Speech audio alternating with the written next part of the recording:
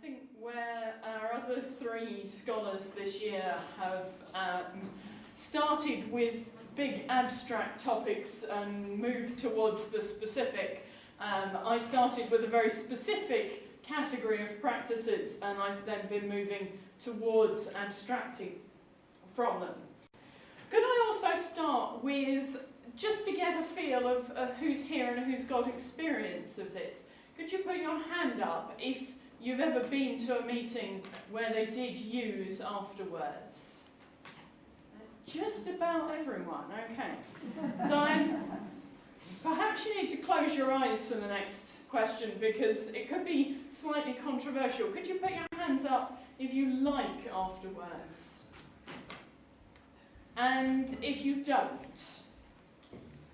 Yeah, so again, there are quite a lot of people, you know what the answer is to that question, right? If you've experienced Afterwords, a lot of people have opinions about it.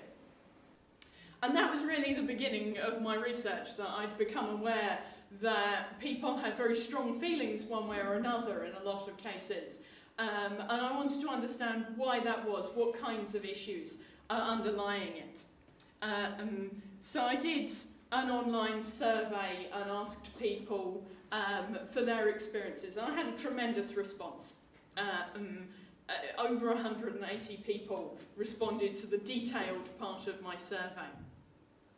And I got all kinds of things out of this. As Martin already hinted, different meetings call Afterwords different things. So I included initially everything that came between the end of notices and when you leave the meeting house, that's a time for sharing for nearly ministry or personal experiences, something that's neither ministry nor notices. So neither got that full spiritual weight, but something more than just factual information.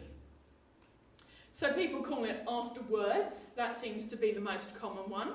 People call it Afterwards, that might just be a mishearing of the first one. People call it Afterthoughts, or Reflections, or Joys and Concerns, or Bridging Time, or The Bridge, Joys and Sorrows, Joys, Sorrows and Concerns, all kinds of possible names. And some meetings also reported that they had a space that was a bit like that, but they actually didn't have a name for it at all. They had a standard way of introducing it, but weren't calling it anything specific. A few meetings do it actually before the end of worship, as I would usually understand that, so before the handshake. More often people do it after worship, so I think it's most common to put it in between the handshake and the notices. But there are also meetings where it happens in a separate room, so people might wait until after the notices and then either say, stay in the worship room if you'd like to participate in Afterwords, you can go next door for tea and coffee, or they serve tea and coffee in the meeting room and then they say, you can go next door or into another room if you'd like to participate in Afterwords. So overall I identified, I think, 5 main strands of different forms of practice, all of which broadly we could call Afterwords. And all of them have this characteristic that they're neither ministry, the contributions you make in Afterwords you can't quite make during worship, or there's a doubt about whether it's appropriate, but they're not quite notices either. They've got something more than the kind of factual information.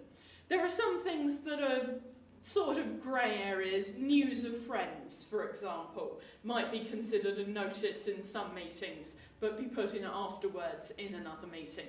And I think that's always going to happen with a practice that's as varied and as much in flux as this. So one of the things that came out of my survey was that of meetings in Britain, about half of them are using Afterwords or have used Afterwords or something like it over the past sort of 20 years or so. There are very few reliable reports of it being done anywhere before 2000. There are a few people who extrapolate back and say, well, it must have been done the same way since this meeting was begun in the 60s. but actually there's no evidence of that. There are a few places, particularly in the United States, where they seem to have been doing this perhaps in the 90s, but basically it's come in since 2000. So one person did suggest to me slightly cheekily that perhaps, like the grey squirrel, Afterwords had come in. Actually, I think it probably began independently in several places at much the same time. So in the period from about 95 to 2005, I think different meetings invented things that happened to meet their need at that time. And that would explain why there are several different interlocking, intercommunicating, but different strands of practice for Afterwords. So differences of practice about whether it's for everyone who's at meeting or only for those who choose to opt in, whether it's before or after the handshake. Those kinds of things would come about if people, under the same kinds of pressures, invented things independently. And it's passed around very much by word of mouth. People didn't know quite often when their meeting began it. I had one meeting from which I had 10 responses. 8 of those people gave me dates on when it began, but none of them agreed. So I decided that the data from that question was not very reliable. I think that's probably because people didn't pay a lot of attention to it at the beginning. And unlike my fellow scholars, I didn't have this problem that people said, oh, you must read this book about it and that book about it, because there are no books about it. There are mentions in a couple of places, but I think I've written more in the last 5 weeks about Afterwords than had ever been written in total before. So why do people introduce it? What are these things that they're wanting to do when they invent Afterwords in the first place? They want to build community. They want people in the meeting to get to know one another in the things which are eternal. They want to improve ministry. I'll talk a bit more about that later on. But essentially, they either want bad ministry to go away or good ministry to come in, preferably both. And they want to have a better transition from the depths of meeting for worship into what might be understood as the busyness of life or the mundane, ordinary, everyday things. For some people, Afterwords helps with that. For other people, as I'll say in a minute, it doesn't. But one of the concerns is with how do we transition between these phases of our life as a community, from worship to notices. So, does Afterwords build community? I think on all of these things there was evidence for and against them, so you'll see that as a recurring pattern. Afterwords can be inclusive. It's a space where people who might not otherwise speak at all, who might not have things that need to be given as notices, might not feel ready to give ministry, or just might never feel called, or might never feel able to follow a calling to give ministry, can speak, so you hear voices that perhaps you don't otherwise. And it can be informative if Afterwords is held in a spirit of worship and people speak from their hearts. You learn things about them that perhaps you wouldn't learn if you had a cup of coffee in your hand and you said, have you had a good week? It can be fragmentary, so it can fragment a meeting, particularly where it's held in a separate space and only some people participate. That group who participate might build a wonderful community, but the others who are having tea and coffee might be building a very different community in a different room. And a lot of people, there wasn't a lot of evidence that this was actually happening. There was a lot of evidence in the survey responses that people were very worried about this happening, and perhaps worrying about it is actually just as bad as it happening. It can also be divisive, and there was a lot of evidence of this in just about all of the survey responses. It's polarising. Some people like Afterwords, and some people don't. And there were several survey responses where people said, I really have this strong opinion about Afterwords, and I told my meeting and they wouldn't listen to me. And that kind of disaffection, whatever direction it goes in, is obviously damaging to the meeting community, and people feel that there's a fracture or a division between them and others, and that can be a real problem. So whatever you do with Afterwords, I think one of my key conclusions is that you have to take people with you, that you have to get some level of agreement in your meeting, or it's probably going to do more harm than good. Is it a transition? Does it work? This is a slightly odd thing, and a thing that I'm still exploring, because there is often an understanding among Quakers that actually there isn't a division between the sacred and the profane. The worship underlies all of our lives. And one of my survey responses said that we transition from meeting for worship to the worship that is a part of which is our daily lives. And I think there's a kind of awkwardness about saying this is a transition. On the other hand, there is a real transition from a practice of very deliberate waiting, listening, of silence, and ministry that must be spirit-led. There clearly is a movement somehow into other spaces where you have notices or you have social time and you have factual information to pass on, you have conversations which are about ordinary, everyday things which are important and spiritual, but actually the rules of practice are very different. So for some people, Afterwords functions as a decompression space. Someone compared it to a diver coming up slowly from the deep so as not to get air bubbles in their blood. And it can be a processing space. It can be a time when you think about your experience of the worship, of ministry that's been given, of what's happened during that time, and work on it and incorporate it in a way that you can take it out into the world much more practically. And it might be helping people make the connections between what happens in meeting for worship during the silent space and the ways in which notices and other activities are actually part of our spiritual lives. For other people, it's a big jolt. I think there are some people for whom the transition was already very well managed by a process of hearing notices and then going into coffee time. Someone even in conversation about this described that as liturgical, going and getting your coffee. It's very important to Miss Frank.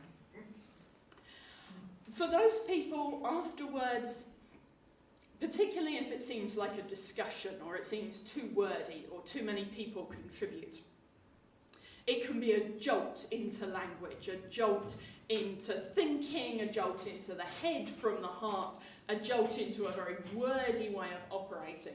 And that's not welcome at all, and it doesn't make a smooth transition. And I think there are also some people for whom, rather than being a bridge that makes this transition easy to handle, there's an effect that in psychology is called the doorway effect. You know the thing where you think, I need to bring such and such from the other room, you walk through to the other room and you can't remember what it was. That happens to everyone. And it's a real effect called the doorway effect. When you change contexts, you move physically into a different space, you lose the thread of what it was you were thinking about.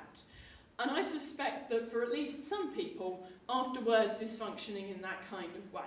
They've come through a doorway and they've forgotten what it was that they were experiencing in worship. We're actually sitting and listening to notices and participating in social time. For some people might be a way that they avoid the jolt of that doorway. I think for other people, notices in coffee time are the jolt that provides that doorway. So we might not be able to win on this one. But it can clearly cut both ways on this issue of being a transition. There's also the fact that it takes time. There were two practical things that people mentioned over and over in the survey responses. One was the friend who talks too much, right? We've all got one, probably I'm the one. And the time that it takes. So especially anyone who had a reason to want to get away from the meeting house, whether that's caring responsibilities, a meal that needs to be prepared or that's being delivered, non-Quaker friends or family who might be waiting for you. Just having to stay 10 or 15 minutes longer actually makes a big difference to those people, and they complained about it repeatedly in the survey. It's especially a concern if the children are waiting outside in the meeting house. It puts an extra burden on people who are perhaps providing childcare in that situation. So whether it's worth taking the time to make that transition is clearly a big question about Afterwords.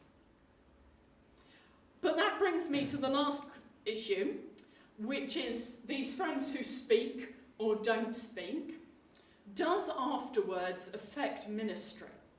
I think a lot of people, a lot of meetings who introduce Afterwords are interested in the effects that it might have on spoken ministry during the meeting for worship. And I identified 3 effects that Afterwords seems to have. Unfortunately, some of them are mutually contradictory.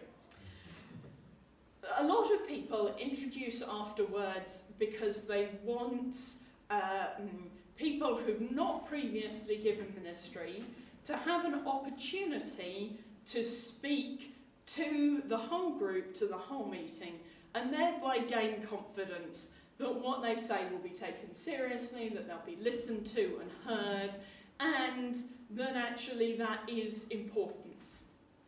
For some people, this definitely works. So in my survey responses, I had first-hand stories from people who had been new attenders, who had spoken first in Afterwords, and had gone on from there to have the confidence to follow a calling to give ministry in meeting for worship.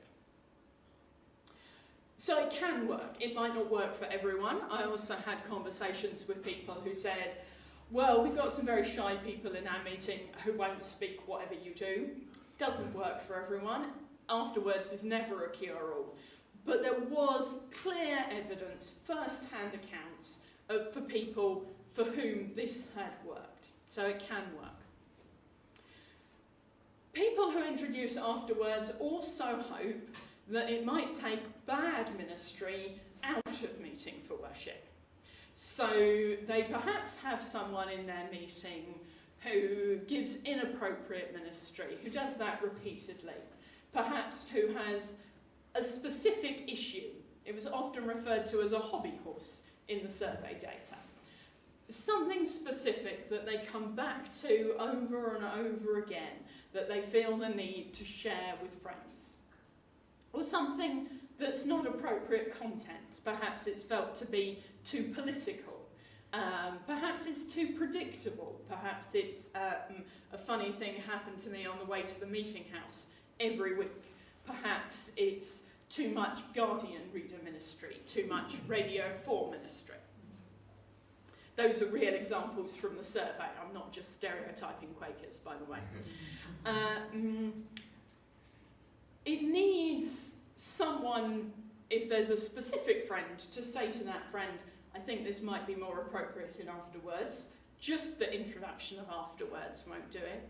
But there's also quite a lot of evidence that this does work. Meetings who introduced it specifically for this purpose, and people in those meetings report that it works.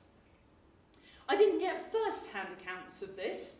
I think probably because those friends who are giving inappropriate ministry are less likely to be the kinds of people who are plugged into online Quaker networks and going to fill in my survey in the first instance. And also perhaps that people are less likely to recognise that in themselves than they are to recognise it in other people.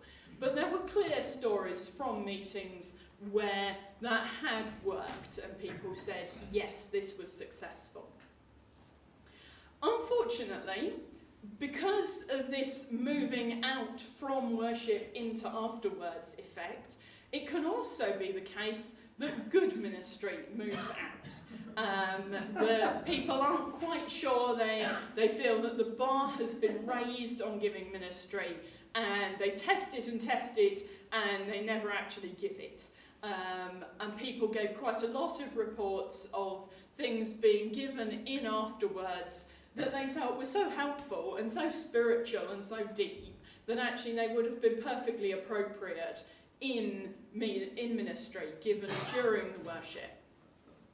And people also said things like, I think since we've introduced afterwards, our meeting has been more silent. We've had more occasions when we didn't have any ministry, any spoken ministry in the worship at all. So that pattern is also definitely happening. Some people are also worried about whether introducing afterwards really helps people to understand the distinction between ministry and not quite ministry, or whether a category of not quite ministry just blurs the distinction and people don't really know what should be included during worship or not. So just to conclude, I tried to answer the question, is afterwards good or bad? People said to me in the beginning, I hope you're going to come down on one side or the other. Don't do this traditional Quaker thing where you say both yes and no. Unfortunately, I'm also a philosopher and a Quaker, and my answer is yes and no. Afterwards has lots of potential uses. There are some things for which it does work and it can be worth experimenting with in a meeting. But I think there's often a lack of looking underneath to see what's really going on. There's been quite a lack of really an overview of what was happening with afterwards, and I'm hoping that my work can provide at least some of that. And it isn't a cure for anything when people introduce afterwards thinking, yes, this will improve our community, this will improve our ministry, this will improve transitions for everyone. Actually, it's never that simple. There are so many different things going on in a meeting community, and different personalities interact with afterwards in different ways, that actually you need to take a more rounded picture and understand those complexities. I think I have still got 3 minutes for questions, even though we've been overrunning. Yes? In the meetings who identified the need to remove bad ministry into afterwards, was there any evidence then that people got fed up with the same people banging on about the inappropriate stuff week after week? Yes. Some people said very kind things about the friends who spoke week after week, and they said we were much more able to meet that friend's needs if they spoke in afterwards. Other people said actually when they talked about giving up afterwards, they said it had become undisciplined, the same people spoke week after week. People gave that as a reason for disliking afterwards. There are some friends who will speak every time you give them an opportunity, and actually we're bored of hearing from them, so that's why we should abandon afterwards. Some meetings do go ahead and abandon afterwards for exactly those kinds of reasons. Did you find that the size of the meeting influenced whether people were for or against? No? Not at all. No, I did. I took responses from lots of meetings and I looked at what sizes they were. And also I had a question about whether people would recommend it to other meetings. In answers to that question, almost everyone said meetings of a different size from mine won't find it as useful as my meeting finds it. So if you have a big meeting, you think you won't need it in a small meeting. If you've got a small meeting, you think it won't work in a big meeting. But actually there's no evidence at all that the size of meeting has a direct impact on whether it's useful or not. Lots of hands now. I think Vic was first. You've spoken as though afterwards either happens or it doesn't happen. And in my experience, I've had meetings where it's occasionally happened. Yeah. Has that been also the practice? Yes, so that's very common. So either people say to an elder it's at your discretion, or the meeting agrees to hold it every third Sunday or every fifth Sunday, or all kinds of different patterns. I have spoken as if Afterwards either happens or doesn't, but that's just because I only had 20 minutes. So, you very clearly said it's a good idea, yes and no. Yes. Which I've actually enjoyed your presentation. What's the next stage with the concern? For you? For me? Or for you and for me, or us? I think for me the next stages with this are to put out what I found. So I'll be sending articles off to the editors of various well-known Quaker publications and seeing what they say. Beyond that, I don't really have a sense of where this needs to go. Because this affects local meetings, I think the decisions need to be made in local meetings. I hope that what I've done will inform local meetings when they come to consider that. One of the things I did find actually was that I had 180 detailed responses, and only 2 of them mentioned the question of Afterwards going to a local business meeting. I think I'd quite like to see people encouraged to consider this question as a whole community when it comes up for review, to be informed but also to draw in everyone who is affected by the decision. But I don't yet have a clear picture of how or indeed whether that will happen.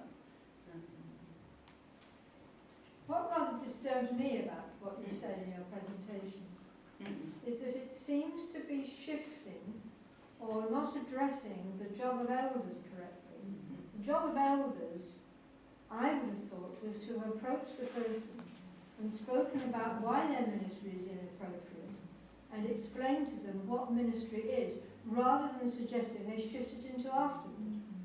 So it's reflecting on other, perhaps, practices in a meeting that are not in right order. I think there can be a real question about that. I think another friend at the back has an opinion about that. Did you want to come in? I would just say that the ministry is just one of those topics when we start to talk about. If you have elders and overseers talking about ministry, and say, oh, I'm finding so-and-so's ministry quite challenging, and should we take action on this? And others saying, oh, actually, I find it really helpful. It stimulates, it has a profound effect on meeting for worship. So good ministry, bad ministry, it's not clear, is it? No. I know my husband, for instance, loves the silent meeting for worship with absolutely no ministry, ever. But thinks Afterword is a brilliant idea. Ask 10 Quakers a question. 20 different answers, as I found in my survey. I did wonder, did any meetings include children, young people in Afterword, and did they participate?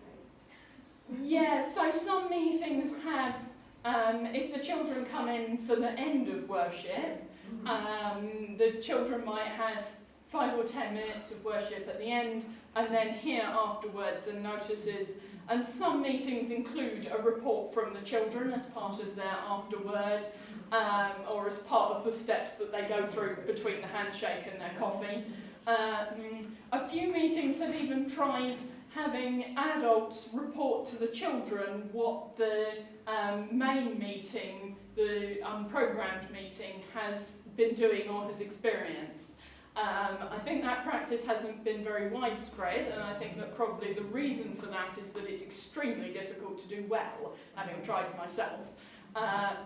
But people do include children, especially where they're coming into the meeting at the end.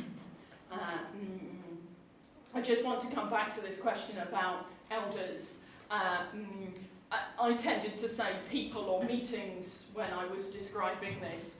Actually, quite a lot of those meetings, some people put it down to the clerk to introduce afterwards. Quite a lot ask one of the elders who's shaken hands to introduce Afterwords. And it's often, not always, sometimes it just seems to have been much more casual, but it has often been from the elders that Afterwords has been introduced. So they are involved in the process in a lot of cases, although not every time.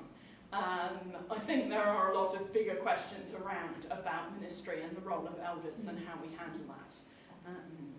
Yeah, one last question right at the back there.